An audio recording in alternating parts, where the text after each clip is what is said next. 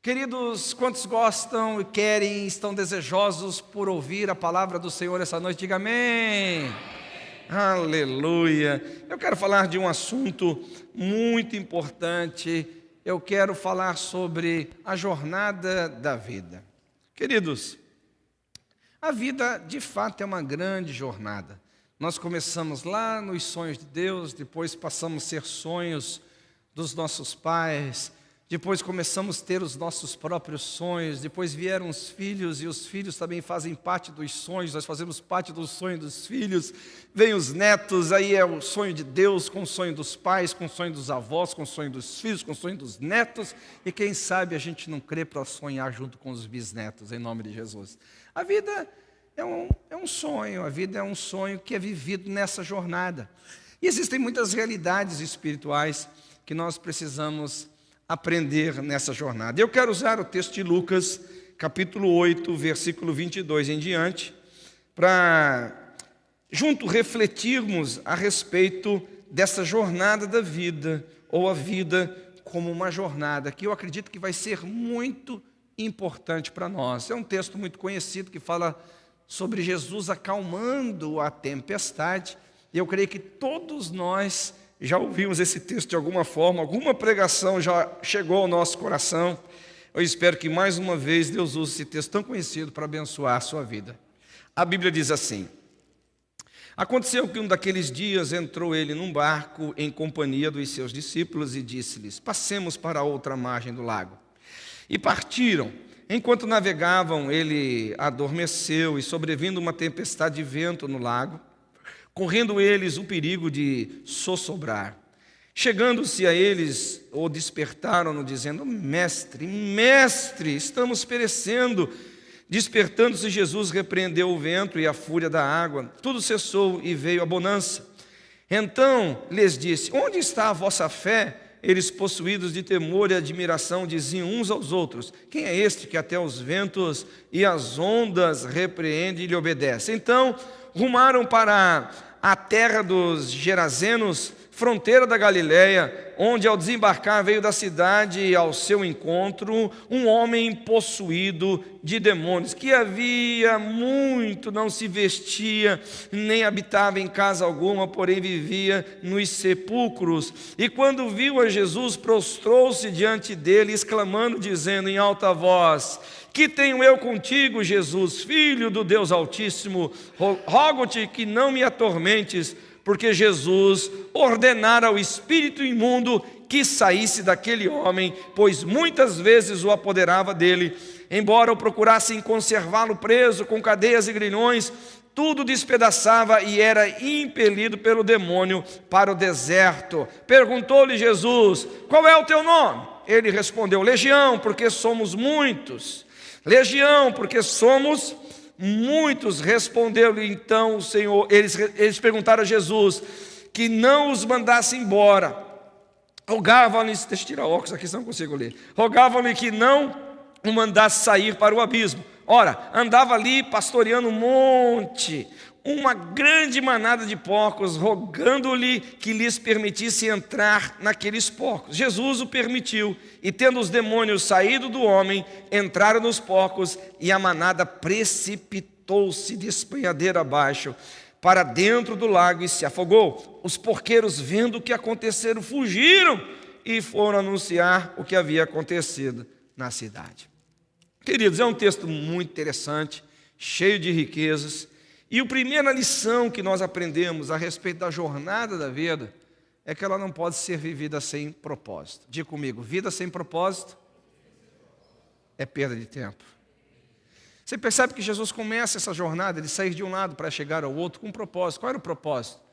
De libertar aquele cativo, de fazer a missão, fazer a obra de Deus. Jesus não estava ali simplesmente fazendo um passeio, se divertindo, talvez num dia que a navegação fosse favorável a ele. Pelo contrário, quando Jesus disse aos seus discípulos: vamos à outra margem, certamente o objetivo já estava focado neste homem atormentado por uma legião de demônios e que estava padecendo questões muito sérias em sua vida.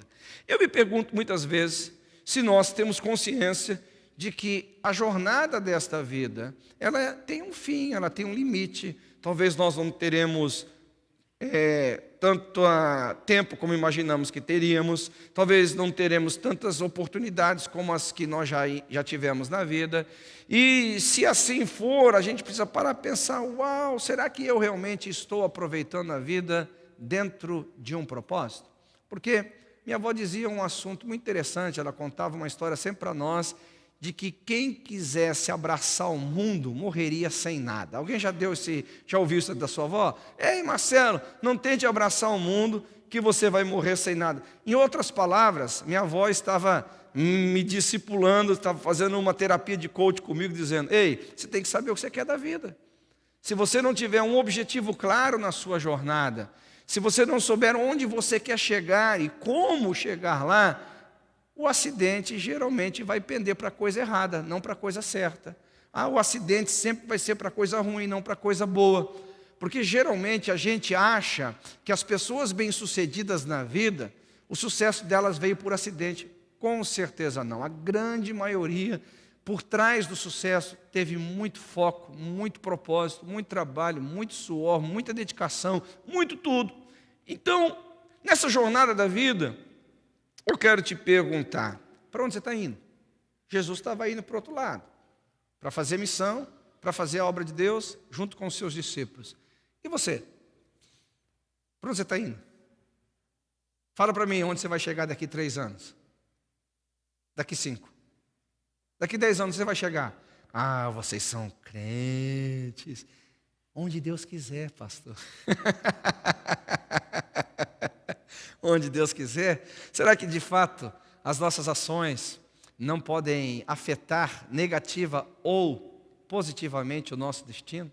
Será que as nossas decisões não podem de alguma forma contribuir ou atrapalhar para o que Deus está construindo em nossas vidas? Uma pergunta que nós temos que fazer. Uma pergunta que tem que estar sempre dentro do nosso coração. Senhor, mostra para mim o que está escrito lá no Salmo 139, quando eu era uma substância informe.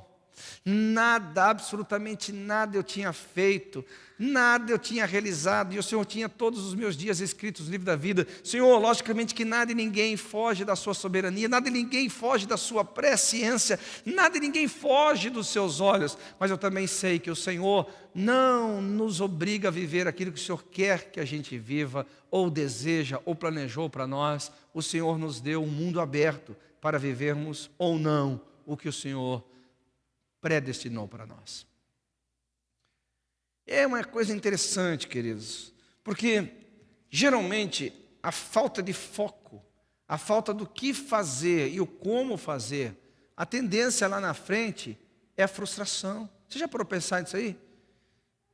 Geralmente nós se sentimos frustrados, por quê? Porque não estamos produzindo, não estamos realizando, não estamos chegando onde gostaríamos de chegar. E a pergunta é, mas será que Deus é responsável, única e exclusivamente o responsável pelo sucesso da nossa vida? Ou nós devemos pegar o barquinho, entrar no barquinho e propor para chegar do outro lado? Eu creio que são os dois. Eu chamo isso de mútua cooperação. Deus conhece todas as coisas, Ele tem o poder de fazer todas as coisas, mas o Senhor deseja que eu e você, ao conhecer a sua vontade, a entender o seu propósito, em fé, em consagração, em piedade, nós nos entreguemos ao Senhor para que Ele então conclua aquilo que Ele bem começou nas nossas vidas. E a obra que Deus começou nas nossas vidas, não pensa que foi no dia que você aceitou Jesus como seu único Salvador. Jesus começou lá na eternidade passada, se assim pudermos dizer, quando Ele escreveu no livro da vida a respeito de você, quando Ele escreveu a razão da sua existência aqui na terra, e está em nossa missão, está em nossa jornada da vida, gastar tempo em oração, gastar tempo em jejum, gastar tempo em bons relacionamentos, em estudo da palavra, para descobrir a verdadeira razão da nossa existência, para não entrarmos no barco errado, para não assumirmos responsabilidades na vida que não fazem sentido à nossa existência. Porque nós, como cristãos, não vivemos única e exclusivamente por oportunidades, mas vivemos acima de tudo por propósito, por destino determinado, ao nosso Deus. Então a primeira verdade que nós temos nesse texto aqui é: ei, com quem que você tem andado? Que está te encorajando a entrar nesse barquinho? Ei, o que você tem feito na sua vida que realmente está te conduzindo ao propósito para o qual você vê este mundo? Faça essa pergunta, sem nenhuma culpa, sem nenhuma condenação, sem nenhuma pressão. Sabe por quê? Porque o teu Criador, o teu Deus, o teu Pai, Ele é o maior interessado que você viva 100% do seu potencial, que você viva 100% do seu chamado. Deus não está escondendo de você o seu propósito de vida. Deus não está escondendo de você a razão pela qual você veio a este mundo. Pelo contrário, Ele só está retendo isso a um ambiente de comunhão. É só isso. Quando você entrar pelas portas e fechar ela atrás de você e dobrar o seu joelho e falar: Deus, eu quero saber o teu plano para a minha vida. Eu quero saber a razão da minha existência aqui na terra. Deus, eu quero saber o para o que você me chamou. Eu tenho certeza que se não hoje, amanhã, se não essa semana próxima, em pouco tempo, o Deus, o Criador, e que te criou com um propósito, vai se revelar a você. Vai se revelar a você. Em nome de Jesus. Está comigo aqui ou não? Então nós precisamos parar para pensar sobre isso. A segunda verdade desse texto é que nessa jornada da vida, descobrindo ou não a razão da sua existência, nessa jornada da vida, você está indo para o caminho certo ou para o caminho errado? Nessa jornada da vida, você está em algum tipo de barco, em algum tipo de lago, em algum tipo de jornada.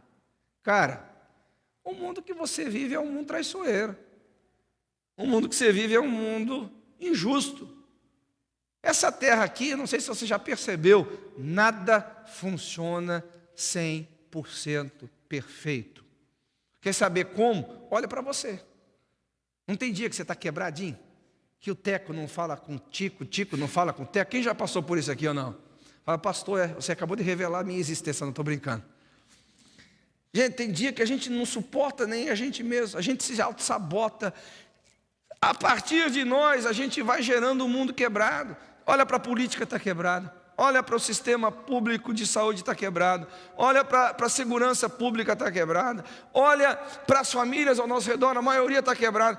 Nada funciona direito. Olha para a natureza, está quebrada. Hoje mesmo a gente enfrentou um tornado aqui. Graças a Deus, pela fé, a gente acabou com esse tornado em nome de Jesus e não atingiu ninguém aqui. Glória a Deus ou não? Amém? Aleluia. O mundo está assim, está quebrado. A questão é: eu vou ficar lamentando, eu vou ficar usando as adversidades como desculpa para eu desistir da minha jornada de vida? Uma das coisas que eu mais admiro não são pessoas que mostram medalhas e medalhas, medalhas, medalhas. São bom, é gostoso você honrar quem tem medalhas. Mas uma das coisas mais gostosas da vida é ele contar como que ele ganhou aquelas medalhas. Quais foram os desafios que ele enfrentou para chegar lá. Onde ele não desistiu.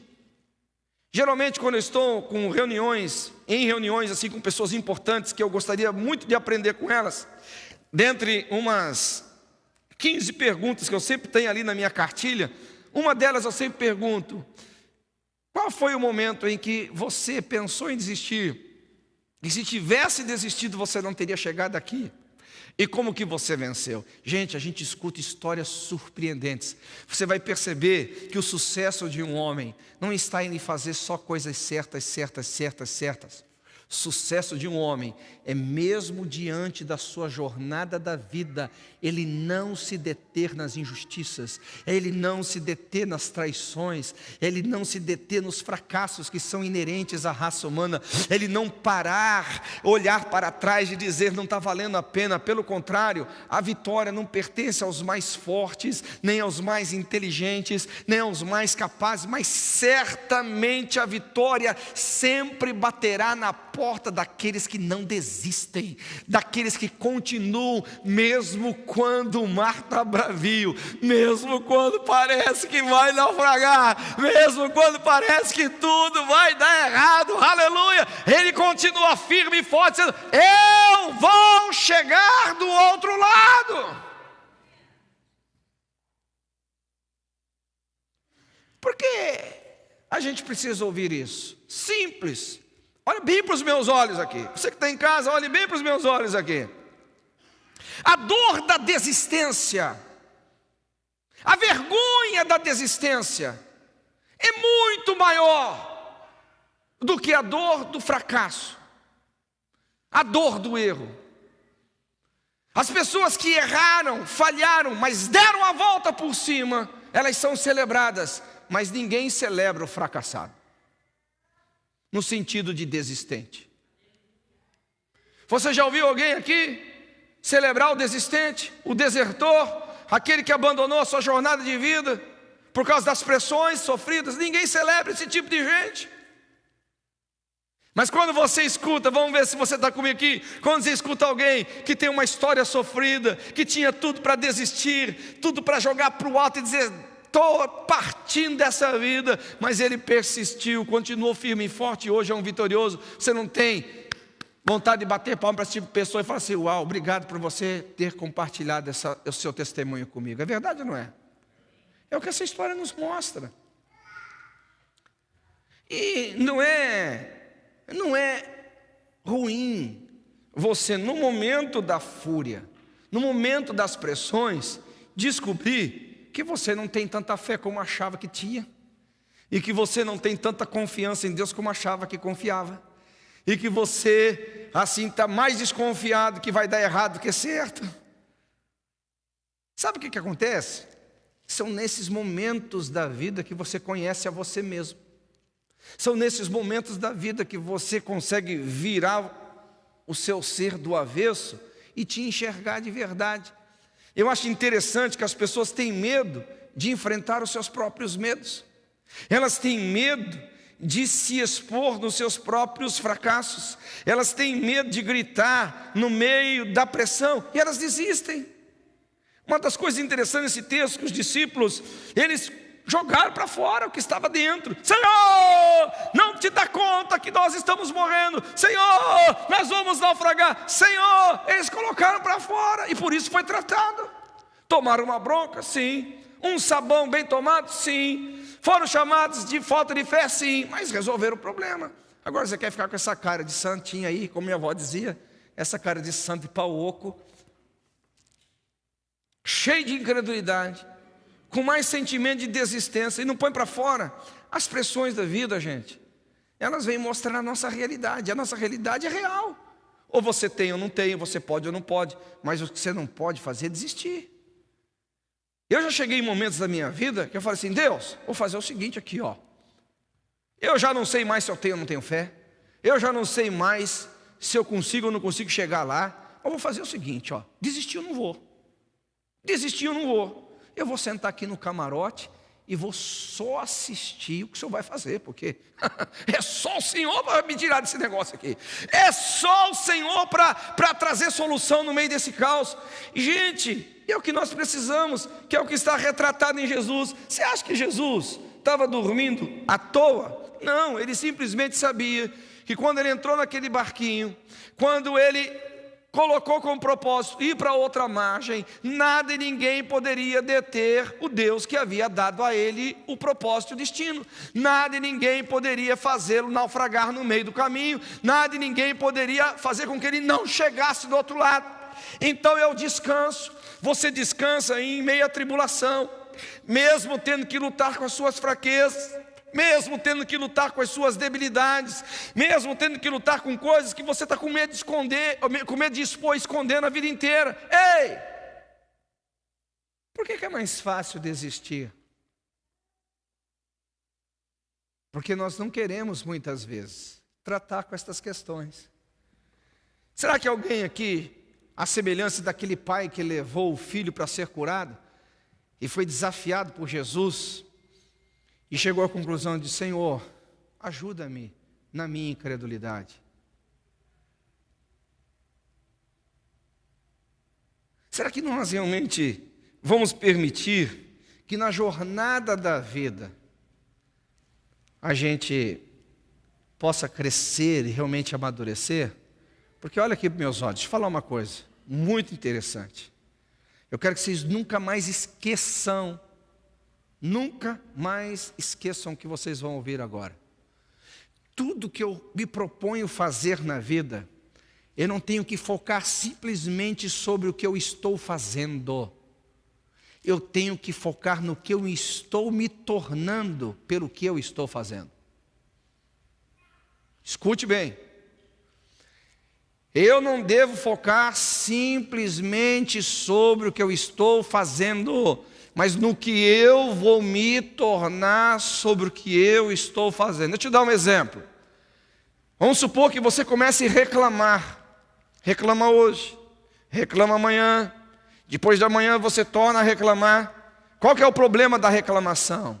Não é a reclamação em si, mas ela vai te tornar, a prática constante da reclamação vai te tornar um murmurador. Aquilo que você faz com recorrência vai incorporar, isso mesmo, vai tomar espaço, você vai se tornar aquilo que você faz repetidamente. Então você tem que entender, na jornada da vida, eu tenho que aprender a entender que debilidades existem, fraquezas existem, momentos em que parece que tudo não vai dar certo, eu não vou conseguir chegar lá, isso é normal. Agora, como é que você está tratando com isso? Você está lidando com isso de que forma? Vamos lá, um camarada que ele começa e desiste, qual é o problema? Ok, você tem direito, aí você começa e desiste, pega um livro, não vai até o fim. Pega um trabalho, não vai até o fim. Pega um contrato, não vai até o fim. Dá uma palavra e não cumpre até o fim. Qual que é o problema? Você é livre. A questão não está no que você está fazendo em si, é no que você está se tornando. Você está se tornando a pessoa que não conclui as coisas. Você vai se tornar um procrastinador profissional. Porque geralmente, o que acontece? Você o grande problema da procrastinação, escute bem o que eu estou te falando aqui, é muito mais fácil você desistir quando a pressão vem, como nesse caso.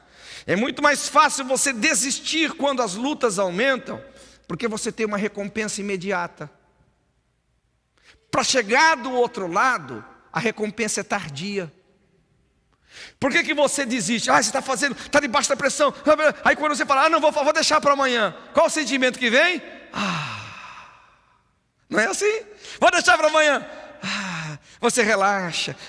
Aí parece que vai tudo embora. A tribulação acaba, os demônios fogem, a vida parece que entra em paz. E você então, só que você esquece que amanhã chega de novo. E a pressão vai bater na sua porta de novo. E a situação vai entrar no seu barquinho de novo. E a jornada vai ter que seguir em direção à tormenta que é inerente à vida.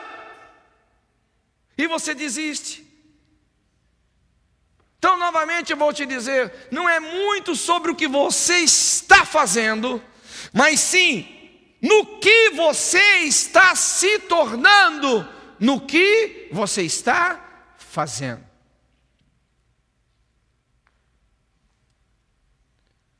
Quando Jesus fala para aqueles caras assim, ei, espera um pouquinho, vocês são homens de pouca fé. Por que vocês não têm fé? Por que vocês não se posicionaram dentro daquela situação?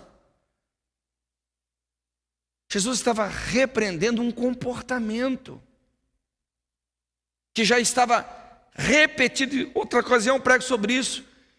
Um comportamento repetitivo na vida daqueles irmãos, onde eles já tinham tudo o suficiente para exercer fé, e eles retrocediam para a incredulidade. Onde eles tinham tudo para manifestar o poder de Deus, eles retrocediam à incredulidade. Jesus falou, alto lá, eu preciso corrigir esse comportamento. Porque não tem como. Se você se livra hoje da pressão, ela bate na sua porta amanhã. Se você se livra essa semana, na semana seguinte ela está te esperando. A vida é uma pressão. Ou você põe mais pressão na vida, ou ela te atropela como um rolo compressor.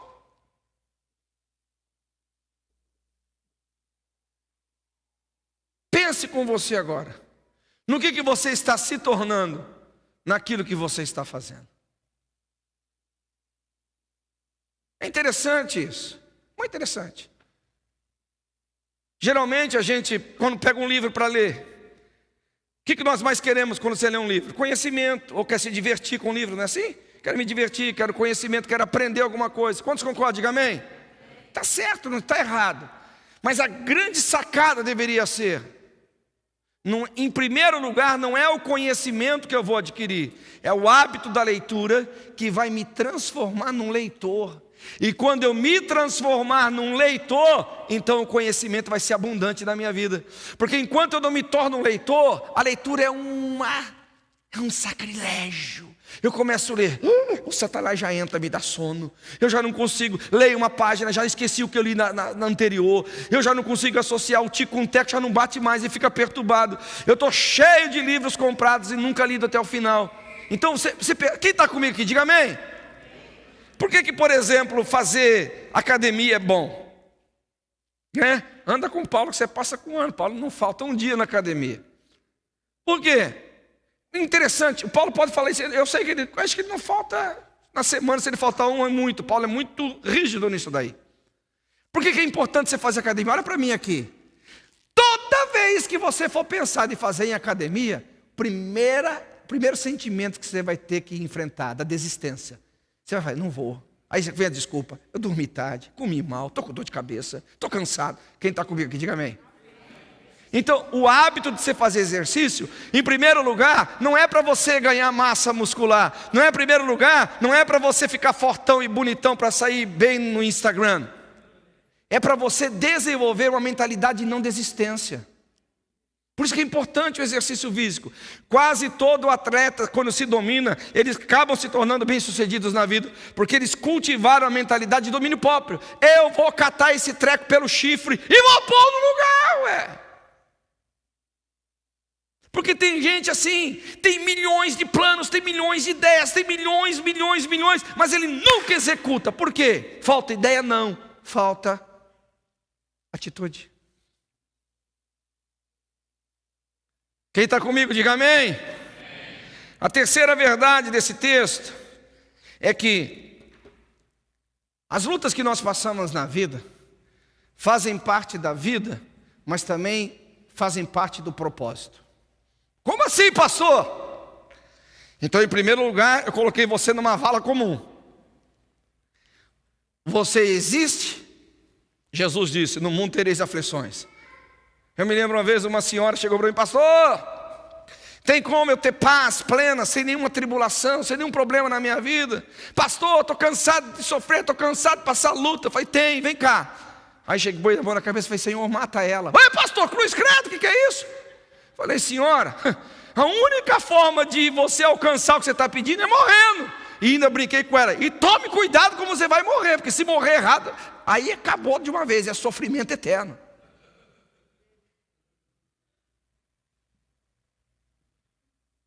Agora vamos sair da vala comum e vamos nos identificar como um ser, alguém que habita debaixo do sol. Repita comigo, toda prova, toda pressão é proporcional ao propósito. Você acha que aquele mar se levantou porque Jesus estava passeando no final de semana, estendendo as suas velas e passeando no seu veleiro? Você acha que aquele mar se levantou simplesmente porque Jesus estava ali brincando com seus discípulos de navegação? Ei, cara, sabe por que aquele barco quase afundou? Sabe por que eles quase pereceram? Sabe por que eles enfrentaram aquela pressão medonha? Porque era proporcional ao propósito. Quem que estava do outro lado? Um endemoniado, com uma legião. Você não sabe quando tem uma legião? O contexto aqui é dentro do aspecto romano. Faz uma pesquisa em casa. Muitos demônios estavam na vida daquele homem. Levava ele a se atormentar, levava pelo deserto, acabava com a família, acabava com tudo. Prejuízo miserável para a nação dele, para o território dele. Agora, você acha que os demônios não sabiam que Jesus ia chegar lá? Lógico que chegaria, tanto é que o grito do demônio, ai Jesus, ai Filho de Deus, porque vem nos atormentar antes do tempo. Eles estavam ligados no que estava acontecendo. Os demônios estão ligados no mundo espiritual. Então a gente fala assim: pastor, só fui eu assentar no meu coração, servir mais a Deus, piorou tudo. Falei, lógico. Faz um teste, faz uma escala de 0 a 10. Eu vou no Rita's chupar sorvete todo dia. Vou lá no William Grove passear todo dia. Eu vou viver a vida, seja lá como quiser. De 0 a 10, você vai ter menos 0 de resistência. Menos 0. Os demônios não vão te atormentar. Eles não vão ouvir. Você vai ficar quietinho. A sua vida vai ser uma paz assustadora. Vai ficar parecendo água de poço, assim, de tanta paz. Faz o contrário. Pastor, vou começar a jejuar. Pastor, vou começar a orar. Pastor, vou começar a evangelizar. Pastor, vou começar a investir dinheiro na igreja. Pastor, vou começar a discipular. Pastor, vou começar a ser mais sério. Vou pôr meus negócios no trilho. Vou começar a pagar meus impostos. Vou começar a ter uma vida honesta, cheia do Espírito Santo e do poder. Irmão, numa escala de 0 a 10, a pressão vai ser 15. Por quê? Porque agora você cria resistência ao inferno. Agora você tem um propósito de vida que não se resume a você mesmo. Um propósito de vida que atinge o destino de outras pessoas. Um propósito que pode mudar a vida de uma cidade, como foi o caso aqui. Pode mudar a vida de uma família, como foi o caso aqui. Que pode discipular muitas pessoas ao seu redor. Você acha que o demônio vai querer que você se levante? E ele acha que vai querer que você fique aí arrebentando o reino dele. Ele vai ficar dando risada. Ei, se tem alguém que não está brincando nessa terra, é o Satanás. Se tem alguém aqui que não está brincando, é o diabo. Apocalipse diz que ele sabe que lhe resta pouco tempo. Ele sabe que não tem tempo a perder, por isso que ele trabalha o tempo inteiro. A minha pergunta é: você acha que só com planejamento, só com boas instruções, só com bom comportamento, um caráter ilibado, apenas com assim um tipo de vida que é 100% pautado na honestidade, você vai chegar lá? Não vai, querido. Não vai. Você precisa fortalecer o seu homem interior.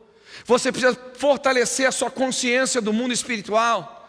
Você precisa fortalecer a realidade da pressão infernal que há no mundo. A nossa luta, o Senhor Jesus disse que não é contra a carne nem contra sangue. Ele usou Paulo para falar sobre isso. Mas a nossa luta é contra quem? Contra principados, contra potestades, contra dominadores no reino espiritual. Ei, escuta o que eu estou te falando. Quando você entra no barquinho que de fato você acessa o destino da sua vida. Quando você entra no barquinho que de fato acessa o propósito para o qual você veio a esse mundo. Quando você realmente diz ao seu coração e a Deus e as pessoas que estão ao seu lado: eu não vou desperdiçar mais a vida. O primeiro a tocar a trombeta que você está certo é o diabo. Ele vai criar situações ao seu redor. O que você faz? Bate retirada. O que você faz? Desiste da vida? Pelo contrário, Jesus é o exemplo. Manda calar, manda ficar quieto. Usa a autoridade do crente que você tem. Usa a autoridade que te foi conferida no nome de Jesus. Usa a autoridade que te foi conferida pelo poder da palavra. Usa a autoridade que você tem de nova criatura. Usa a autoridade que foi te dada e põe esses demônios nos seus devidos lugares. Põe essas trevas nos seus devidos lugares. E vai para cima deles pelo poderoso nome de Jesus. E você não vai me deter. Eu vou chegar do outro lado. Você não vai me naufragar. Eu vou cumprir a razão da minha vida. Você não vai fazer eu voltar para trás. Porque eu não sou daqueles que desistem. Eu sou da fé. Eu prossigo para o alvo, para a soberana vocação do meu chamado. Aleluia! Qual é a tua consciência do mundo espiritual? Qual é a tua consciência da realidade deste mundo ao redor de você, da sua casa, da sua família e de tantas outras coisas mais? Pastor, ei, deixa eu te falar uma coisa. Deixa eu desmistificar um pouquinho aqui. Porque quando eu falo da realidade do mundo espiritual, você já está logo pensando num vermelhão, Eu não gosto de chamar de vermelhão, que eu meio que pareço, sim, vermelho. Não, estou brincando. Vermelhão, com o chifrão, com o rabão, com os dentão, com o garfão na mão. Ei, sabe muitas vezes onde o inferno se manifesta e você não está nem percebendo? A Bíblia fala em Tiago, na sua língua. A Bíblia diz que é uma pequena fagulha na sua língua que faz com que o fogo do inferno se acenda dentro da sua casa, que se acenda nos seus relacionamentos, que se acenda entre marido e mulher, entre mulher e marido, entre pai e filhos, filhos e pais, entre ovelhas e pastores, pastores e ovelhas. Ei, a realidade do demônio, ela é pintada dessa forma meio Spielbergiana, meio hollywoodiana, achando que ele vem sempre assim, desta forma aterrorizadora como nós imaginamos. Não, a Bíblia fala das astutas ciladas do diabo. Os astutos comentáriozinhos, os astutos, assim, estou falando só para orar, sabe? Espiritualizado. E você não percebe o quanto Satanás atormenta a sua alma para atormentar a alma dos outros. O quanto o diabo oprime você para oprimir os outros. E aí você sai liberando estas questões. Então, pare para pensar sobre isso. No mínimo, antes de você falar, pense. Pense. Espera um pouquinho, de onde vem o que eu vou falar? Será que o que eu vou falar vai produzir vida ou morte? Vai trazer os céus para a terra ou vai levantar o inferno das profundezas? O que eu vou falar aqui agora vai trazer glória para Deus ou vai denigrir? Ei, você tem que entender que o mundo espiritual ele se move nas sutilezas. Ele se move das formas que parecem ser as coisas mais comuns da vida, como uma tempestade. Quem nunca passou por uma tempestade? Quem nunca passou por um mar bravio? Normal, mas não é normal. Quando Jesus faz acalmar o vento e acalmar o mar, Ele não estava falando nada com o vento, nada com o mar, estava falando com os demônios que estavam causando aquela situação.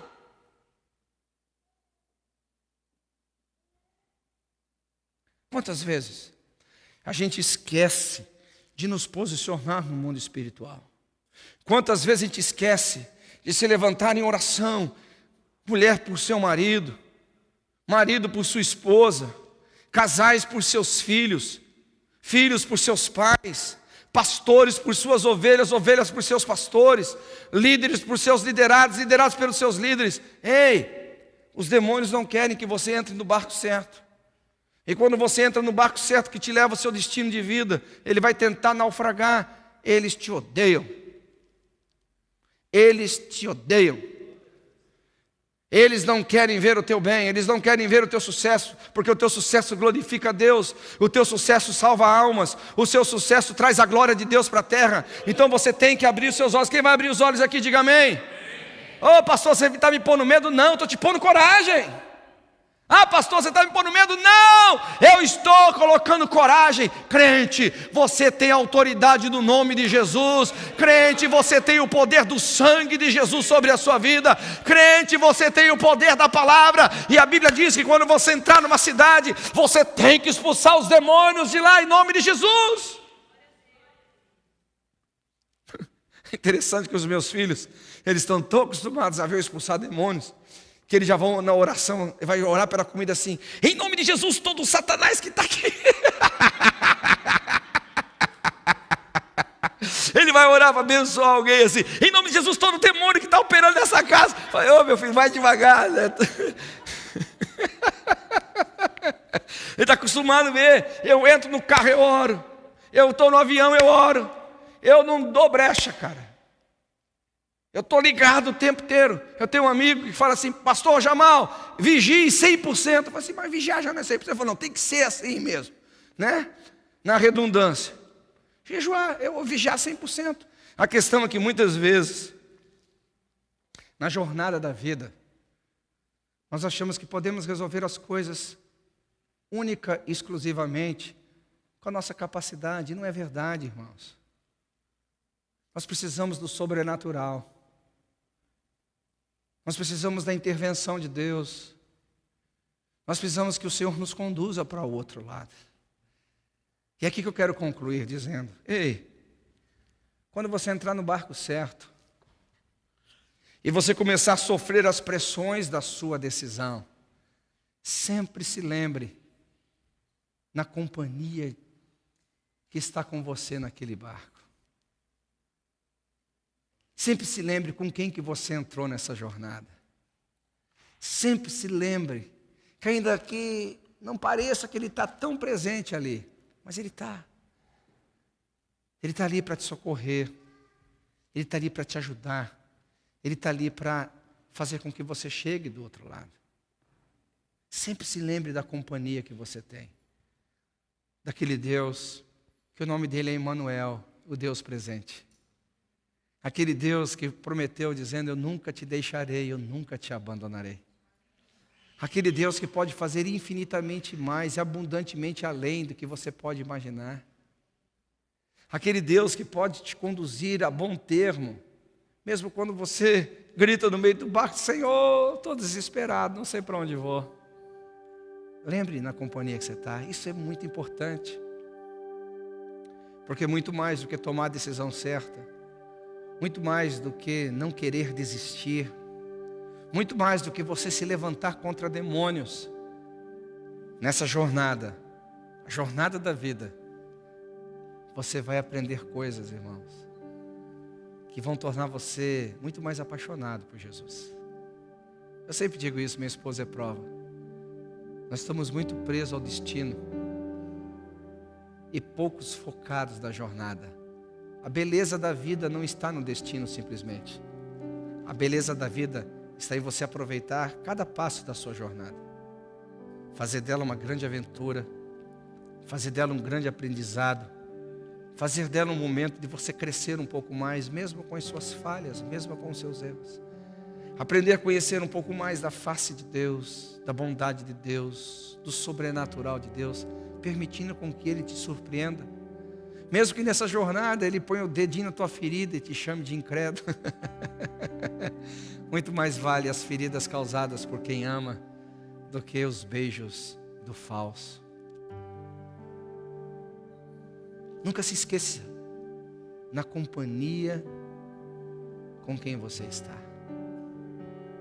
Você está com o Mestre, aquele que pode fazer infinitamente mais. Não vale a pena desistir. Não vale a pena recuar. Não vale a pena olhar para trás. Não vale a pena, não vale a pena, não vale a pena. Eu vou repetir o que eu já disse. Ninguém celebra os desistentes.